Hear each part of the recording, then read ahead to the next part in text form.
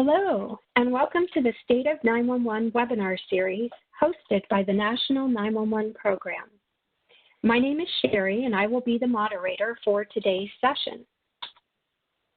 This webinar series is designed to provide useful information for the 911 stakeholder community about federal and state participation in the planning, design, and implementation of next-generation 911 or NG 911 systems.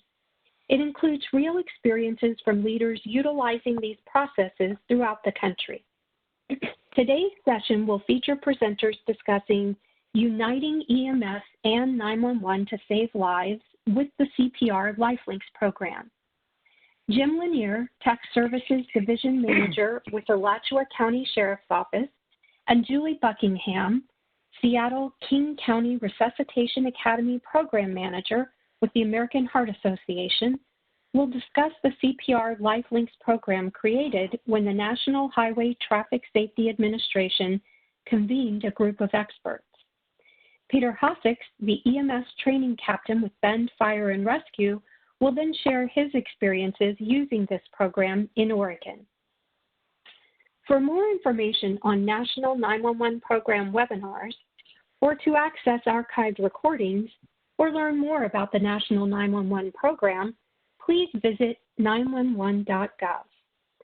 Feedback or questions about the webinars can be sent to National 911 Team at mcp911.com. If you are experiencing difficulty with the WebEx application, please call WebEx Technical Assistance at 1-866-229-3239 and select option 1. Please note that all participants' phone lines have been put in a listen-only mode, and this webinar is being recorded. To ask questions of our presenters, feel free to take one of two actions.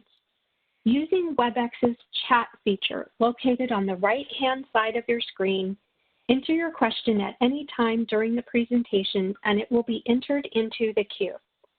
This feature is not visible while your screen is in the expanded page view. Or to ask your question live, just use the raise hand feature to request your phone line to be unmuted, and you will be called upon to ask your question. Individuals who are registered for this webinar will receive access to today's PowerPoint presentation along with the webinar recording. And with that, because Ms. Lori Flaherty was not able to join us today, I will be introducing our speakers. Ms. Julie Buckingham began her career in 1998 and is currently the Seattle King County Resuscitation Academy Program Manager with the American Heart Association. Julie is also a member of the American Heart Association TCPR Task Force. Mr. Jim Lanier, Tech Services Division Manager with the Alachua County Sheriff's Office, has been involved in public safety for over 35 years with experience in firefighting, EMS, and 911. Jim holds a Bachelor of Science degree in Emergency Management and has a Master's degree in Public Administration. He is also a Fire, Medical, and Quality Assurance Instructor for the International Academies of Emergency Dispatch. Julie and Jim were both members of the TCPR Working Committee and instrumental in helping to create the CPR LifeLinks program. With that, I'll turn it over to you, Julie and Jim. Thank you so much. Next slide, please. And the next slide, please. Thank you. I want to thank everyone for joining us today to talk about this very important subject. When it comes to out-of-hospital cardiac arrest, a patient's best chance of survival is through a strong chain of survival. For a patient in cardiac arrest, they're going to receive treatment and care by our public safety telecommunicators, EMS, and the hospital. In the pre-hospital setting, which includes our telecommunicators and EMS, we're all treating the same patient. But how we're going about preparing our employees to save that life, it's very siloed. we don't do a very good job of coordinating our efforts or our preparation to treat that patient. We're hoping to change that through CPR LifeLinks. CPR LifeLinks is a national initiative to help communities save more lives through the implementation of telecommunicator and high-performance CPR programs. It's about building bridges and bringing together the patient's first and best chance at surviving their arrest. And that's public safety telecommunicators and EMS. Next slide, please. Cardiac arrest doesn't discriminate based upon your age, your gender, where you live, your height, or your weight. The chances someone you love and care about, or even yourself, is going to experience a cardiac arrest, it's almost certain. Cardiac arrest is the third leading cause of death in the United States following cancer and heart disease. There's over 250,000 out-of-hospital cardiac arrests that occur each year. And let me put that number into a little different perspective for you. The number of people who experience an out-of-hospital cardiac arrest every single day in this country is the equivalent to 6 fully loaded 737 aircraft crashing. 4 out of 5 cardiac arrests are going to occur in the home, which means we're receiving those calls through 911. On average, survival from out-of-hospital cardiac arrest in this country is absolutely dismal. On average, it's only about 10%, but that's for all rhythms. So 90% of those patients are going to die before ever reaching the hospital. But when we look at patients using what we call Utstein criteria, which is a patient with a witness collapsed in a ventricular fibrillation or VF rhythm, which is a shockable rhythm, meaning we can fix that if we do something quickly and we do it well. Well, for those rhythms, the national average for survival is around 30%. In some systems, though, it's not quite that high. Next slide, please. However, there are some systems that far exceed that 30% survival. Cardiac arrest is a treatable medical event, but it requires immediate action to save that life. We know we can do better than 30% survival because we have systems in the country where survival is up in the 70%. So we can do better. It's been demonstrated that that's possible. Next slide, please. So how do we get there? How do we get to the point where we're above 30% in our own communities? Well, in 2015, the Institute of Medicine published an important report titled Strategies to Improve Cardiac Arrest Survival, A Time to Act. And what it did was it provided action steps the systems could take to save more lives from cardiac arrest. In response to that report, the National Highway Traffic Safety Administration convened a group of subject matter experts in the field of resuscitation, public safety communications, and EMS to create the CPR LifeLinks Toolkit. Next slide, please.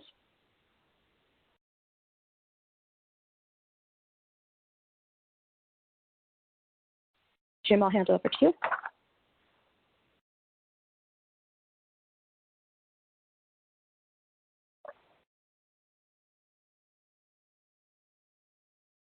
But one thing to try to say right up front here is that for various reasons, there's multiple 911 public safety answering points that don't provide CPR instructions, AKA pre-arrival instructions in CPR situations.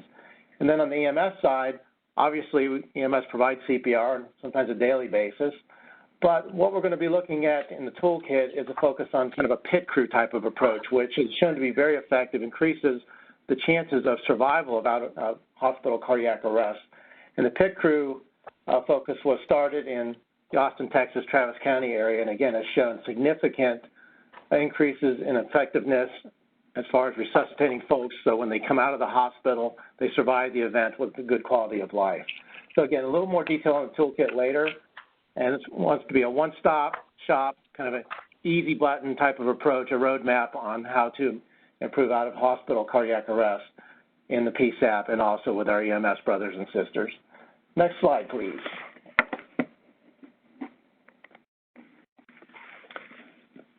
So NHTSA, the Office of EMS, and the National 911 Program brought together about 20 public safety leaders to create this program and put together the toolkit. We had monthly meetings via webinar, and we also had one in-person meeting in Washington, D.C. And along the way, there was multiple revisions, a lot of input from the various stakeholders. It was also put out for public comment solicitation to get the EMS and the 911 community to have their input as well. It was a collaborative effort to ensure that 911 and the EMS community were both adequately represented by subject matter experts, as Julie said earlier, in areas such as resuscitation, PSAP operations as it relates to CPR provision, 911 CPR protocols, medical directors, and EMS practitioners. Next slide, please.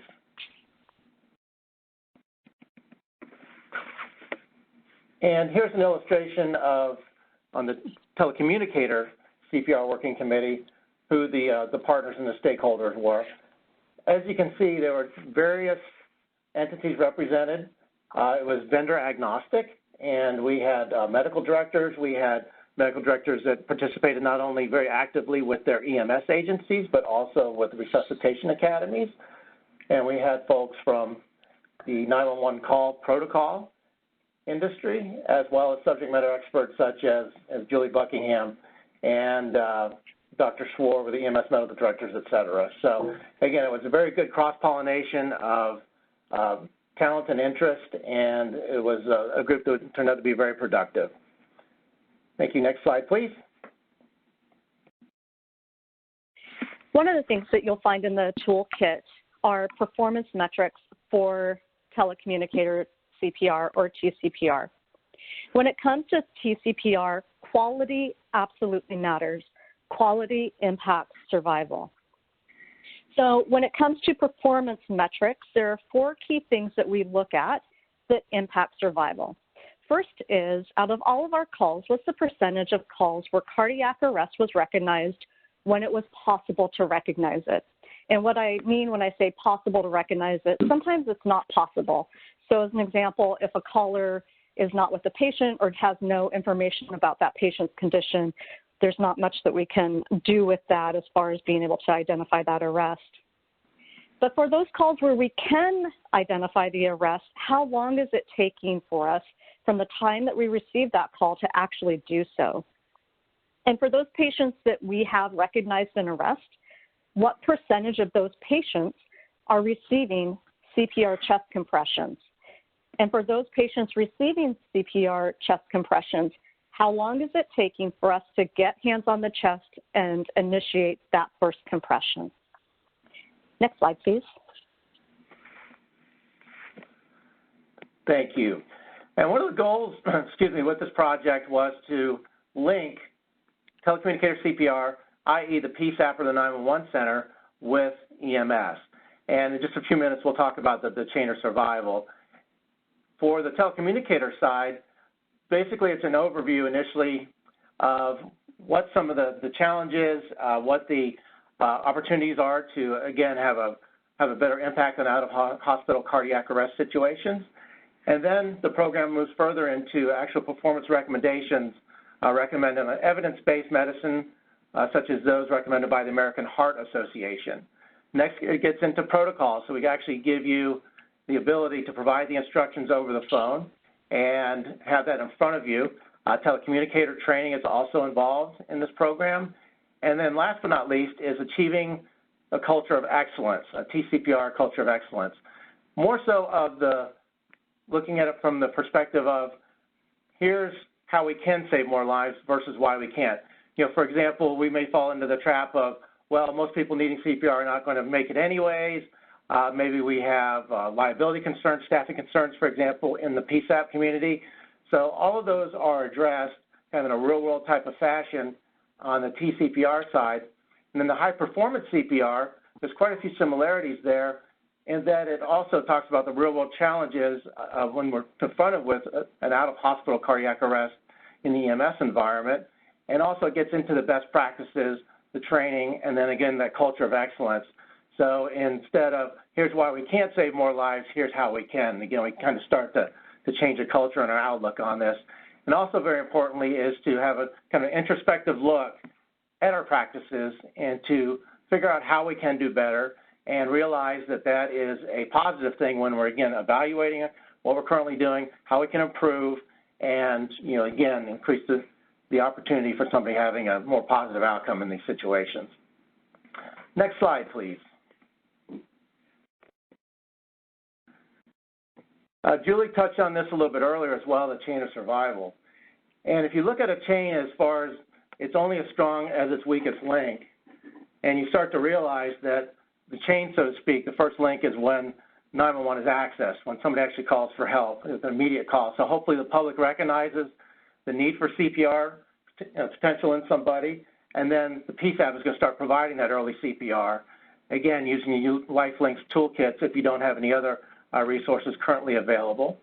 And then you move into the rapid defibrillation component, and then about this point we may bridge into where our emergency medical services providers start to arrive on the scene and start to take over. So it's a stair-step process, but again, it's got to start in the PSAP for there to be a successful outcome. This is shown over and over again statistically. So if the PSAP is doing what it needs to do to give that patient that better chance, then when the EMS is able to get there, take over, get the patient to the appropriate level of care at a receiving facility, and again, the patient may have that positive outcome that we're all trying to achieve. Next slide, please. One of the ways we can save more lives from cardiac arrest is by working as a team and creating this culture of excellence within our system. And some people feel that term culture of excellence is a little squishy. And what does it really mean? What it means is that we're working together as a system and as a team, building bridges and building cooperation amongst all of our stakeholders, both internal and external in our organization and in the chain of survival. It means that we not only meet performance standards and recommendations, but we work really hard to exceed them as well. Oftentimes I'm asked, what is the secret sauce to saving more patients? And there's really not a secret sauce. Saving more lives takes work, it takes dedication, but most importantly, it takes leadership. It takes leadership to set the vision, and it takes leadership to identify priorities and empower the members of their system to perform better, to save more lives. So really, you're the secret sauce to saving more lives. Next slide, please. So we've mentioned this term Telecommunicator CPR and TCPR. So what is that exactly? And what do we need to do for that to actually be successful? So TCPR, to be successful, requires our public safety telecommunicators to work together with a caller to obtain enough information about the patient's condition so that they can identify the arrest, to obtain enough information without over-verifying information and wasting time that the patient doesn't have, and once the cardiac arrest has been identified, working together with the caller to get that patient flat on their back on the floor and to deliver high-quality CPR instructions. I mentioned earlier that we need to not only deliver TCPR directions to the caller, but high-quality CPR, and how we can measure for that in those 4 key metrics that we talked about. In 2017, the American Heart Association published an important document, and that was the AHA's TCPR program and performance recommendations. And the reason why that was important is because never before had a body such as the AHA published a position about what quality performance looks like when it comes to TCPR. So just as with CPR LifeLinks, these recommendations were created by a group of subject matter experts from across North America. It went through a public vetting process as well. And these recommendations that I'm speaking of can actually be found in the CPR LifeLinks Toolkit. Next slide, please.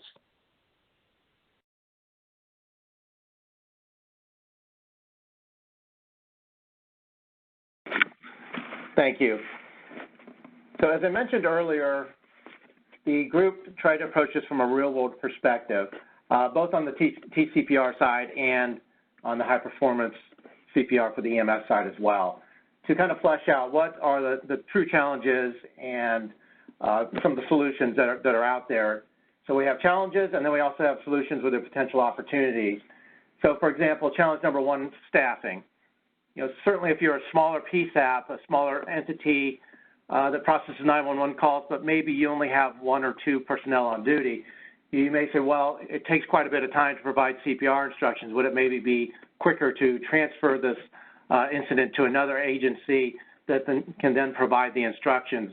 But if you realize that maybe 1% to 2% statistically of 911 calls are cardiac arrest events where CPR may be required, kind of puts a little bit more in perspective. Also, another challenge is lack of medical direction sometimes in the PSAPs in the 911 centers.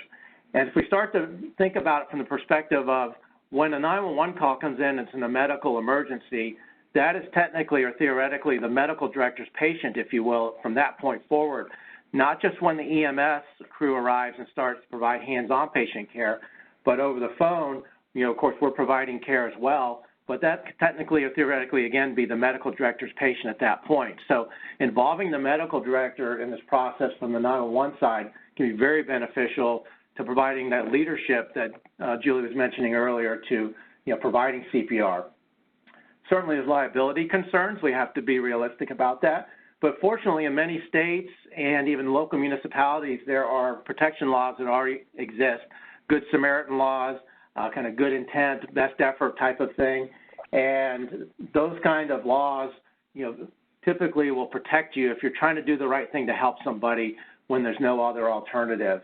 And then budget constraints, if there is training costs involved, as far as maybe you need to set up a training session in your PSAP and you learn how to do and implement the CPR toolkit, well, 911 surcharges, the fees are typically charged monthly if you have, for example, a cellular device that accesses 911, has that ability. There'll be monies available, and oftentimes the states will make this an allowable expenditure so that your 911 coordinators can pay for this and supplement the training costs.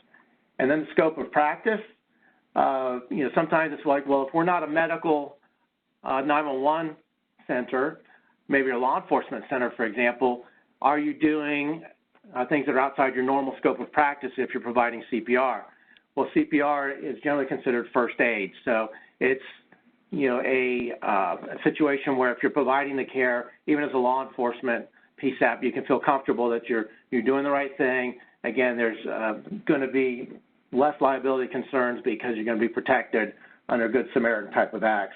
And last but not least is also the data sharing.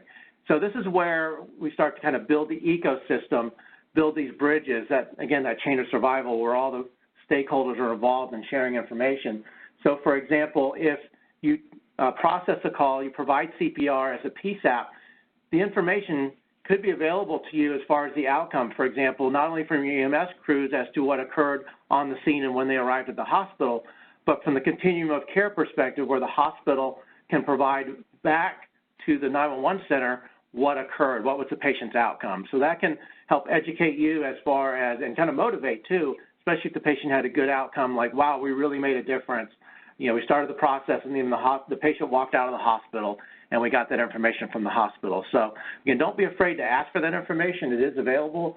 So part of what this does in summary, as far as the challenges and perspectives and solutions, is try to kind of blow out of the water anything that is a true misconception, and again, talk about it in a real world type of sense. And these types of resources are available in the toolkit as well. Next slide, please. So in the toolkit, there are 3 primary stages for TCPR. One of the overarching things with the toolkit, with the approach, especially in the dispatch environment, is when in doubt, there is no doubt. And that relates to if we think somebody has collapsed and we don't believe that they're breathing by indications of what the caller's indicating, we need to have an immediate suspicion of out-of-hospital cardiac arrest till proven otherwise. And just for example, it's been proven multiple times that if somebody receives CPR and they actually don't need it, that it's not as bad as an outcome as not providing CPR when somebody needed it. The seconds really do save lives in these situations. Sometimes that is just somewhat of a catchphrase, seconds save lives, but certainly an out-of-hospital cardiac arrest, identifying the emergency, applying early CPR, effective CPR, will give that patient a better chance for a more positive outcome. As far as the CPR instructions, with the toolkits, it actually provides line-by-line instructions similar to a protocol to give the call taker the ability, who may not process many CPRs, calls, the ability to walk through the situation with the caller and also check for effectiveness along the way, which comes in with the CPR coaching. So we can ensure, for example, the compression rate is adequate as much as possible. Are they also compressing deep enough? Those little reminders to help keep the patient with a better chance of survival, and also keep the telecommunicator in control of the situation as they're working through a potentially emotional scenario with a caller.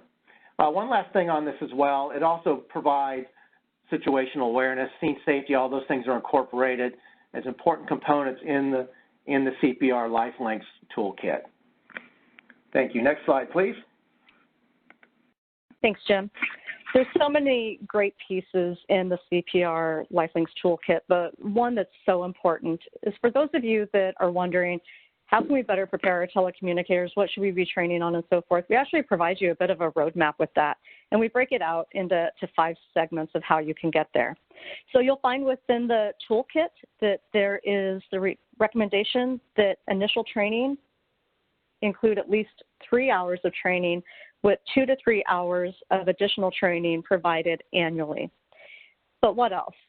When we look at what we should include in our training program, first of all, we need to know the recommendations, and our telecommunicators need to know the recommendations. People rise to the occasion, and if they know that they should have recognition achieved within 60 seconds of address acquisition, and they're aware of that metric, they're more likely than not going to strive to meet that. So making them aware of the recommendations. Next, providing them an opportunity to practice performing CPR on a mannequin. And this is really a bit of an empathy exercise. Performing CPR can be difficult and it can be exhausting for a caller, so giving them that opportunity will translate into them being more empathetic and supportive as a telecommunicator when they're coaching these callers.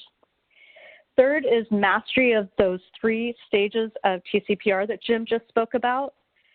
Fourth, providing them an opportunity for simulation training for suspected out-of-hospital cardiac arrest calls. And simulation training is something that's not really embedded into the culture of public safety communications as the way it is in other sectors of public safety, but it is so critical and it is so important because our telecommunicators can learn and correct their mistakes in that environment without any real-world harm to an actual patient. And finally, you cannot improve what you do not measure. So performance measurement is essential for performance improvement. And to be effective, it should be done in a manner that is non-punitive to our telecommunicators. Next slide, please. Recognition of CPR quality issues and causes is essential if we want to save more lives. We have to improve performance. We already know the areas where we most likely are going to run into performance issues, so we can address those in training and we can measure for them in our quality improvement reviews. The first is focusing on avoiding delays and pauses and interruptions in CPR. The process of CPR keeps the oxygenated blood circulating to the vital organs of the body, including the heart and the brain. And it takes 30 compressions to build up enough pressure in the body just to start moving that blood. And as soon as we take hands off the chest, we bottom that pressure out. So we need to make sure that CPR is uninterrupted. And once we have CPR started, making sure that we're delivering high-quality CPR.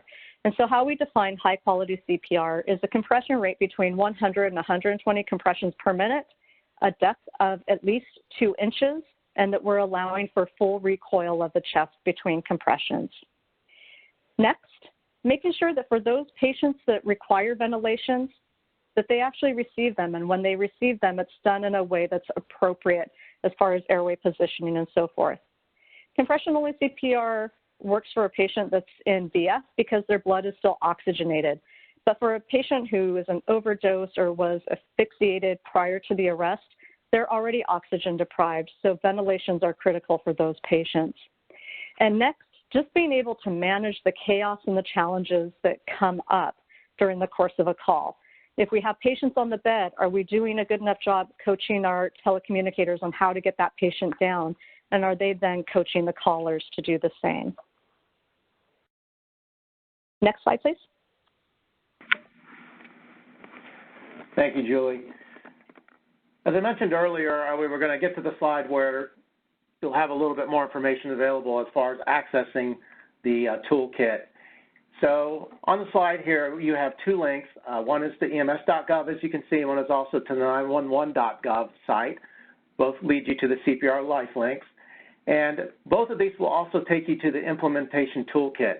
The toolkit is compressed into a document that covers both the TCPR and the high-performance CPR, so both 911 and EMS. Within the toolkit, you'll find various resources. There's videos, there's audios, and all kinds of other information that really gets into the weeds a bit with, like, for example, what Julie was saying with the best practices on how to, when to, et cetera. And also on the website, you will find links, for example, to a video that relates to Bend, Oregon, which our friend Peter is going to talk a little bit about later, their system there. It's a very powerful story on a real-life example of the synergy that can be accomplished between TCPR and high-performance CPR. So there's a lot of information there. You know, access it, start to digest it, and as we move into the next slide, please. What we also want you to do as you're moving forward with the toolkit is to build the relationship between your 911 centers and your EMS agencies. Start the CPR dialogue so that, you know, again, it's not like we're siloed off, not cats and dogs kind of thing, where we're providing CPR in the dispatch environment, realizing the impact that it can have on the EMS side of it, and ultimately, of course, the impact on the patient's positive outcome. And talk to each other. Find out, if you're on the 911 side of the house, how did that patient do? What happened? And kind of build that relationship with the EMS folks, because we're all in it for the same mission. And again, download the toolkit and share the word with your peers, your partners out there. If you're an agency who's implementing this, you know, maybe start it from a regional perspective, see what everybody else is doing. Make sure all your partners out there, your neighboring communities, are aware of the toolkit, and maybe educate them and kind of build this, again, this kind of ecosystem where all the parts and pieces as far as EMS, 911, medical direction, hospitals, et cetera, are working together using the toolkit, you know, if possible, as kind of that, the hub in the wheel, and ultimately improve out-of-hospital cardiac arrest outcomes. So, again, that's one of the major goals with the CPR LifeLinks, is to provide the education but also build the bridges between the providers. Next slide, please.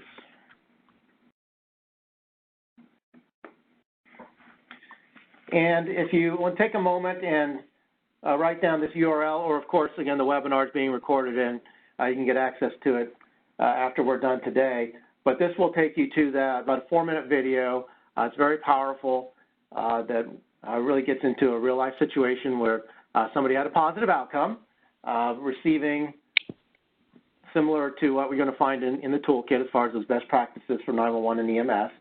And it's also a great video to utilize to garner support. Maybe take to your leadership and show this is why we need to do this if there's any questions about it on the EMS side and also the 911 side of the house. Next slide, please. Okay, thank you to both Ms. Buckingham and Mr. Lanier. Normally we would start the Q&A portion of our webinar. However, because we are running a little short on time, I'm going to hold the questions until the end of the webinar. So with that, I'm going to introduce our next speaker, Peter Hosick. Peter is the EMS training captain for Bend Fire and Rescue and has 25 years of experience. He's the Resuscitation Academy instructor with a focus on QA for dispatch and cardiac arrest. With that, I'm going to turn it over to you, Peter.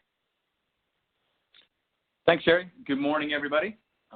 Thanks again to Jim and Julie. I think Julie might have actually taught my Resuscitation Academy up in Seattle.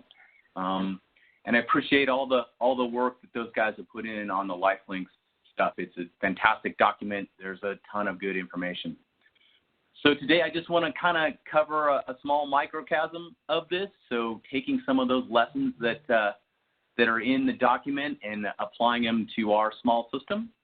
A little background, some of these slides are definitely from my cohort in crime, Megan Craig. She's the training officer for Deschutes County 911. Everything that we've done to achieve stuff here couldn't have been done without her. She's integral in being that kind of champion inside dispatch. So first slide here, snatching life from the jaws of death. Absolutely, that's my homage to Dr. Eisenberg and his philosophy to saving lives. And this all starts with dispatch. EMS, we can't do it without you. If we are the only ones who are being counted on to provide good CPR, the clock will tick out too far and we will not save very many people. And that's kind of one of the first things that I learned when I went up to training with Seattle was, man, that time is so important and we don't control that first 7 minutes. That's actually dispatch's world. And that if you leave them out of this picture, your chances of saving very many people are much slimmer. They are an integral part of this life-saving team that we have out there. Next slide. Yeah, this is a quote by one of the chiefs up in Washington, and I think it hits home for me and everyone else. It's like, if this was a fire situation and we were losing 4 to 6 citizens from a structure fire, we'd tear down the fire department tomorrow and try to figure out what we were doing wrong. So like Chief McCallum says, so when we know we can save 4 to 6 additional people every year from cardiac arrest, are we as an agency going to step up and put the same energy into saving these CPR patients? That absolutely hit home for me.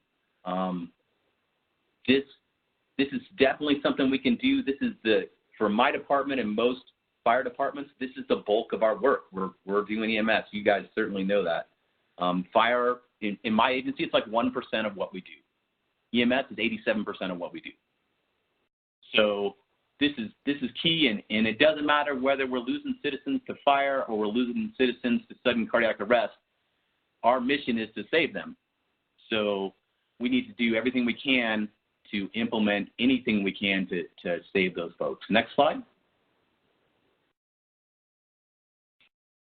Yeah, so after my initial training, and let me be clear, when I went up to Seattle, I'm like, oh, I'll learn some whiz-bang new techniques about being a paramedic.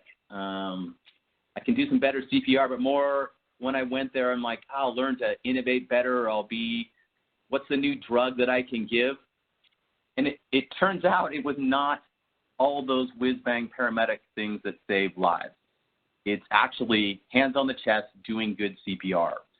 And when I went up there, I didn't even, until Seattle said, yeah, we save upwards of 60% of our people from witness cardiac arrest with a shockable rhythm. And when I got back, I'm like, hey, Chief, how many people do we save a year? Oh, we're pretty good at this. Yeah, those Seattle guys, they had a number associated with that. And so when we went back and looked at this, our department was below the national average. We were in about 20% survival from witness arrest. And unfortunately, this geographical difference exists today across the nation. There are some agencies that do this very, very well, and there are some agencies that still have some room to grow. So as I got back, I kind of looked at the chain of survival here and said, man, I can train all my guys in being good at high-performance CPR. But that is only one of the links and one of the later links in the chain of survival. If you want to kind of move the other arrows in there, Sherry, dispatch controls the first 3 of those links,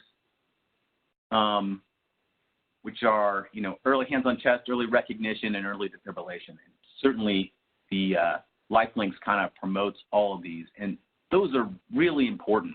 So when we looked at this, and what I learned was, hey, I've got to engage dispatch if we really want to make the numbers that Seattle sees. So kind of naively, and to understand a little bit of the politics, our 911 dispatch center is its own taxing authority. It does both police and fire. They are not overseen by the sheriff department or fire. We provide boards to advise them, but they are their own agency under the county. So at the time, and today, we still don't control them in any way, shape, or form. So I went there and luckily met Meg and Craig and just said, hey, I got all these great ideas. Can we implement them? Oh, by the way, it will take you a few hours at very least to do this. And luckily, they were willing to listen and kind of engage on some of those ideas, and I feel lucky for them to have initially even heard me out on this stuff. Next slide. So yeah, again, creds to my instructors up there in Seattle. This is one of their slides. It hits home quite a bit. So dispatch-assisted CPR, double survival.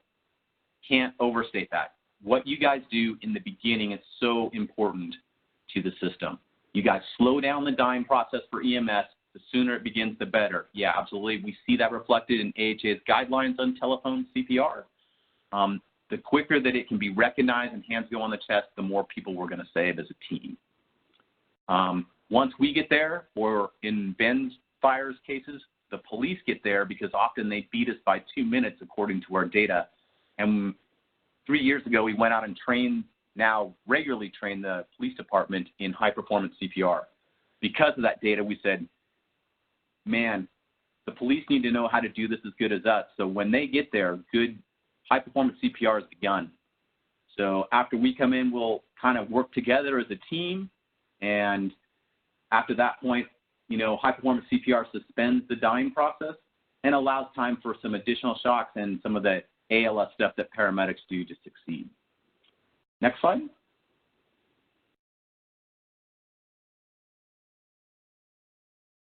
Yeah, my new favorite slide here.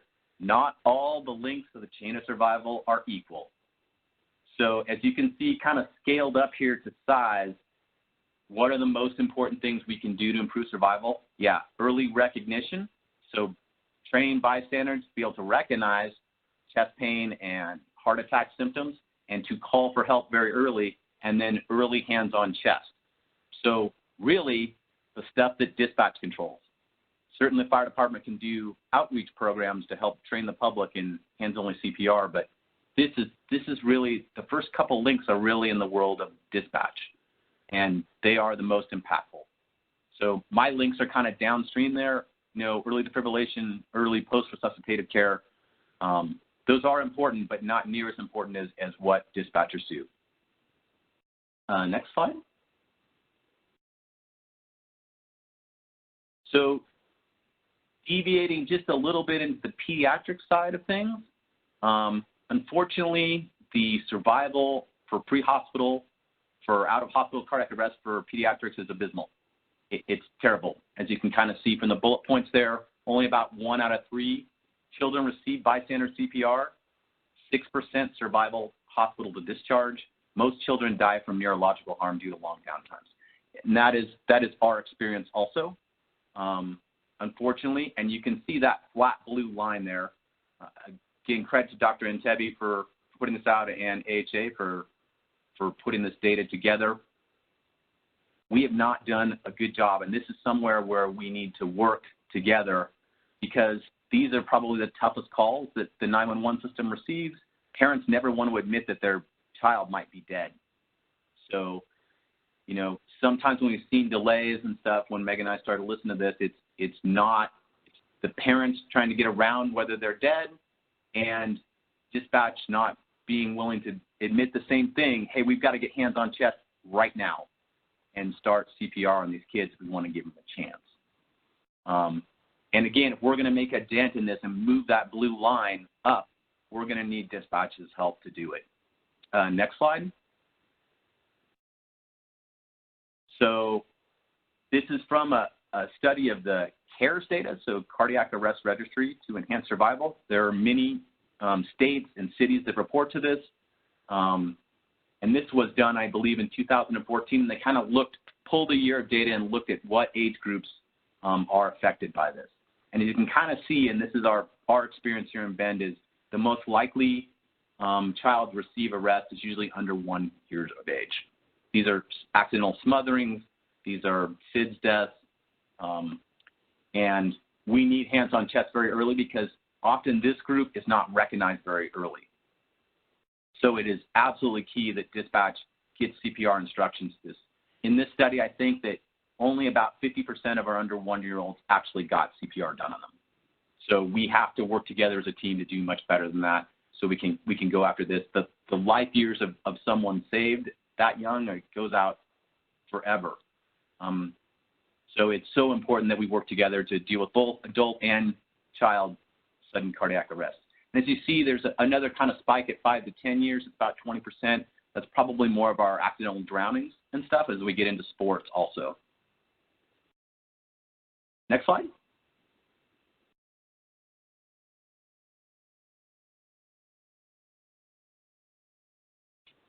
Yeah, Jim and Julie did a great job about this, talking about silos, and that is absolutely how our system was. We all had our job to do, you know, Bend Fire, Bend Police, 911, St. Charles. We all just kind of went along on our own paths. We didn't actually have a ton of communication. In fact, when I went to see Megan at dispatch, that might have been the first time in maybe 12 years I'd been in the dispatch center. They were just the guys on the other end of the radio that told us where to go. And, you know, it took some eye-opening to realize how important that first piece was for me. And ironically, by building that, breaking down the silos between 911 and us also helped us break down the silos between us and the police department. So as we gathered data and started working together, we're like, man, we need to engage the police officers in this too, because we need their help. And being able to take some data from both us and 911 and go to them and say, hey, you guys, you're beating us by 2 minutes. We really need your help. This is important to the entire community. And we received nothing but support from our police department when we asked. And part of the things that we did, we also came in and said, look, officers, we'll take over your CPR training. We'll do that for you because we want you to be trained the same way we are. Now in our system, whenever there's a cardiac arrest, that call is immediately split for law enforcement, and law enforcement and fire are sent roughly within seconds of each other to these things. And to this day, law enforcement continues to beat us to these calls. We remain very thankful for their participation in the system. But yeah, I mean, you can't have these silos built up because it is a system that saves people. It's not any one individual agency. The other thing that we kind of faced was this cultural thing that Julie kind of alluded to, a culture of excellence, which is kind of squishy, but it is both your boon and your bane. So when we started, and I kind of came back and even engaged my own people, I'm like, hey, I'm going to teach you all this new CPR stuff. They're like, yeah, whatever. Yeah, people die from sudden cardiac arrest. Hardly anybody lives from this. And that was a self-fulfilling prophecy. And unfortunately, if Megan was here, she'd say that same opinion was running through all of our dispatchers too. Hey, we received this. We might ask them to do CPR, but if they don't, well, all these people die anyways. And it took, again, some eye-opening in Seattle to go, yeah, that's not actually the truth. If we work together, a lot of these people, some of these people can be saved for sure. So it took a few successes, and I'll talk about those in a second, to start driving the culture to change. But I want to be clear because, you know, these guidelines and stuff that are out there are fantastic, and they are a great path to how to improve your system. But it doesn't happen overnight. Once we got initial training out, the first thing Megan and I did was sit down and listen to calls together just to get a reference point. Okay, let's listen to some cardiac arrest calls. And we were taking forever to get hands on chest. You know, we dilly-dally around with other things, get screwed up by, seizures and, overdoses and other things that, might mimic, and didn't want to admit that this person might need CPR. So, and in my agency, even after implementing high-performance CPR, I went back, pulled the data off of our defibrillators, and all those pauses were still there. Our CPR fractions were still low. This doesn't happen overnight, but once you get on the path, it does take some time, but it is super rewarding after you start getting some successes. And that's the key to that culture of excellence, is having some successes. The survivors will drive your cultural change. They will make believers out of both the dispatchers, the police officers, and the firefighters. That once they see people living, walking out of the hospital, talking to them, that's your cultural weapon right there. And I have now people in my agency who don't even know that we ever did it any differently. New firefighters, new dispatchers. Oh, this is the way we've always done it. So it's very impressive to see that buy-in culturally now from all the agencies. but it didn't happen overnight. It was years of time to get this implemented. Next slide. Yeah, again, kind of touching on involving those stakeholders, police, the hospital, 911, all those super important to actually making change and to improve our cardiac arrest survival. So one of the things is obviously we changed the way we train, and this is really important, I think, for dispatch particularly. Make sure you find a trainer in your agency or outside your agency who, one, believes in CPR, and two, you know, we don't want to put a videotape in for them that plays for 6 hours. A lot of these people have had this for, you know, time and time again. I believe the recommendation from Julie mentioned was once every year. Yeah, we need to deliver that in a timely fashion with a little bit of the science behind it, and then make sure that we are respecting the dispatcher's time. We want them to know how to do this. We want them to understand how important it is when they do their jobs, when they're coaching people how to do this, but let's not stretch it out over a long amount of time. We can definitely do it in 2 hours. And I think the most important thing, and Dr. Eisenberg's a big proponent of this, is timely and relevant feedback. Yeah, that was a huge part for both Megan and I. After we got through kind of that months of just listening to calls to get a baseline, we started going, okay, now let's take everything that occurred in the last month and let's listen to it, and then let's either email or we're going to go out to the floor and talk to the dispatchers about these calls. And Julie and Jim hit it on the head, definitely non-punitive. This is a coaching thing, instructional. We want them to be better and not beat them over the head with the data potentially. Hey, let's listen to this. Yeah, okay, hear what they said right there? You know, that's an indicator of cardiac arrest. We need, right there we can go, and we use MPDS, you know, into the fast track just on what they said. We need to expedite getting hands on chest and just going through some of those key phrases and things, and, you know, taking control of the call. Where we were 5 or 6 years ago to where we are now, we don't ask people to do CPR. We tell them what they're going to do for us. These dispatchers, they're in control of this situation. Here's what you're going to do for me. And really making it not an option to just like say, do you want to do it? No, you're going to do this for us now. And I really appreciate that change in how we approach these calls. And then data. Data is both good for the fire department and police and 911, looking at our timestamps, looking at how many pauses we had, so getting all back. And I think the biggest thing for the dispatchers that we found was they felt like they were a little bit in a black hole. So we would get on scene, call hangs up, next call, never figured out what happened to that person. So one of the things we immediately kind of implemented was, hey, let's give them feedback about all these cardiac arrests, what happened to them. Yeah, we did this, we transferred them to the hospital. No, we didn't even take them to the hospital. Unfortunately, you know, they were in a non-savable rhythm. But closing the feedback loop is so important. I think it engenders that both dispatch and the police, they feel part of this team that we're putting together, the system itself. It's really important that we consider them part of that and that we get them the information. And most of all, that when we save somebody, that we recognize all the parts of the system.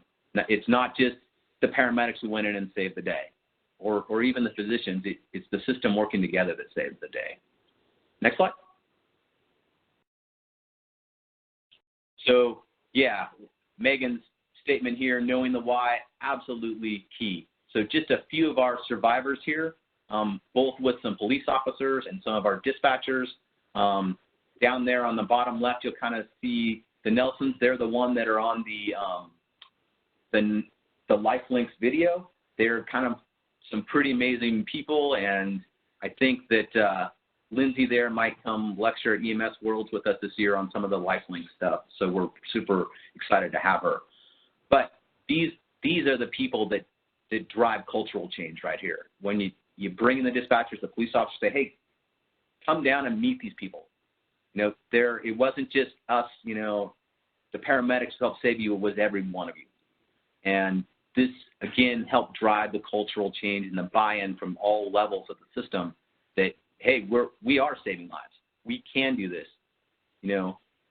Seattle's a big city, but we can take their lessons and apply them to our smaller city and have outcomes very similar to theirs. And next slide. And then, yeah, celebrating the small victories. Whether, how you do that inside your own agency is, whether it's a pin or life-saving award by plaque. Every year when we get our data from the cardiac arrest registry, go back into dispatch and say, hey guys, here's what we did as a team this year. I mean, we thrive and we fail together, not individually. But certainly, if any part of the chain breaks, the whole chain will fail. We have to work together on this. And, engendering that feeling that it is a system and that when we save lives, it's all of us together. And it's really important, I feel, that we do get recognitions out to the dispatchers, the floor dispatchers who are doing an excellent job out there, and celebrate these survivals and the saves, because they're a big deal. Awesome. So thank you very much for listening to our little piece of this, and I'd be happy to answer any questions if anybody has anything. Yes, thank you, Peter.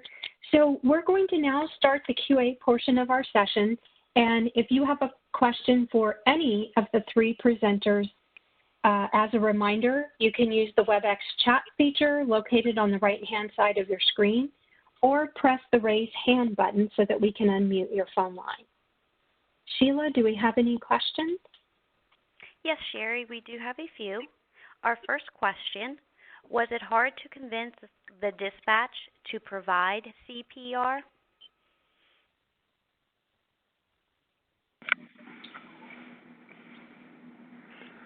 I'm sorry, that was for Peter? Any of the presenters can answer, yes. I'll just speak from the perspective as a public safety telecommunicators, having spent 15 years wearing the headset. We're in this line of work for the same reasons that everyone else is. We're there to make a difference and to save lives when we can. So when they understand the absolute impact that they have in determining that patient's outcome, they are on board and they are enthusiastic about the role they play in saving that life. And to go along with that, the things that are necessary for that to actually happen, meaning the continuous learning and the quality improvement feedback and coaching as well. Thank you, Julie. Yeah, Julie hit it on the head there. It wasn't hard. I mean, certainly in MPDS, which is unfortunately the only system I really know, the only one I've worked with, there certainly are instructions on how to do that. So getting them to follow them wasn't that hard. Where we started, we weren't very aggressive with it. And now we're much more aggressive on making sure we get out, those instructions. And we're so aggressive, and Seattle, certainly Julie can weigh in on this, we know we're going to over-triage calls. We know we're going to get it wrong. We're going to send people to echo level stuff that was not cardiac arrest. And as a fire department, it was really important for me to, as a representative, come and say, that's okay. That's okay. We understand that you guys are not getting 100% of the information and that you're going to send this to some that are not cardiac arrest. And that's totally fine. What we want you to do is be aggressive with CPR, and because when it is cardiac arrest, we can't do it without you, and if we waste those couple minutes, we have already fumbled the football on like the 5-yard line. Thank you. And hi, this is Jim Lanier. One thing to consider as well is for agencies that approaching a dispatch entity that doesn't provide medical instructions as part of their usual workflow. It could be also under the premise of, for example, exigent circumstances or situations where maybe they normally transfer a caller to a center that does provide those instructions. But what if they can't? What if there's situations where they kind of now have the ball and they can't transfer it? And knowing that there's a protocol in place, in other words, an instructional guide that can lead them through in these types of situations may be kind of that confidence builder, and having the interactions and interventions, if you will, in a positive way from the medical director, the EMS medical director in the EMS community, and maybe some of the other dispatch centers that do provide the medical instructions on a regular basis. That support there So again, the whole, going back to the ecosystem, everybody's kind of involved in this and, you know, can kind of step up when they need to, even if it's not what they do on a regular basis, because now we have the tools available. And again, if they're getting supported from their other public safety partners, then they won't be so uncomfortable to kind of take that step. Thank you, all three of you, for providing feedback to that question. Our next question is asking, how long did it take to create your training program and implement the program?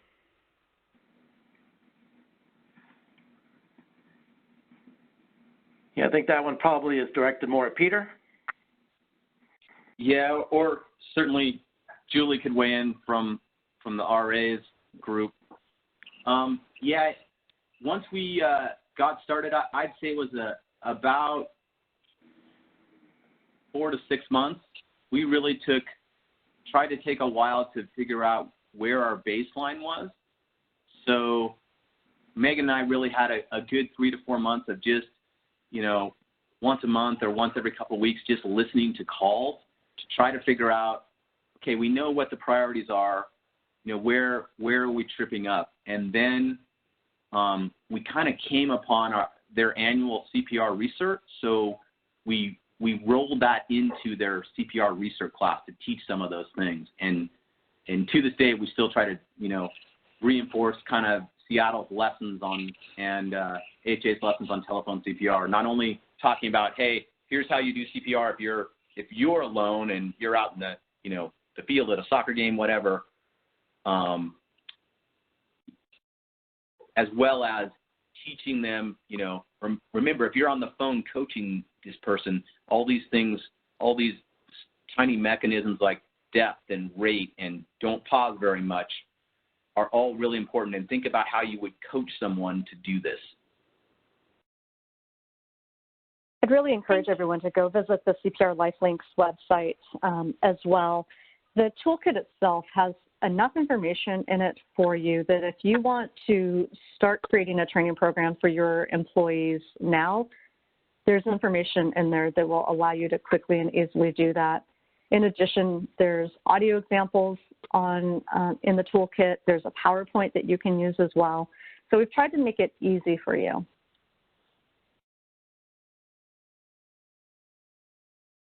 Thank you, Julie. Okay.